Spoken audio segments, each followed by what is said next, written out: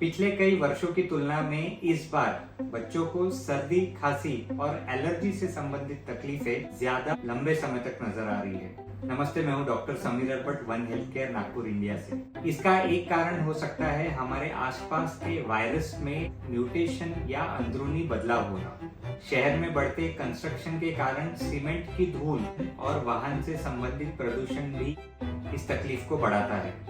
हमारे आसपास के वातावरण में बदलाव और प्रदूषण का हमारी सांस नली से सीधा संपर्क होता है। एलर्जी और अस्थमा से पीड़ित बच्चों को ऐसे समय में अधिक परेशानी होती है। यही कुछ कारण है जिस वजह से बच्चों में सर्दी, खांसी और एलर्जी के इलाज को लंबा समय लग रहा है। इससे बचाव के लिए आपके डॉक्टर से कंसल्टेशन करना, रेस्पिरेटरी हाइजीन फॉलो करना और वैक्सीनेशन बहुत जरूरी है। अगर आपके आसपास किसी को सर्दी, खांसी या एलर्जी की तकलीफ लंबे समय से चल रही है तो कमेंट्स में जरूर बताएं।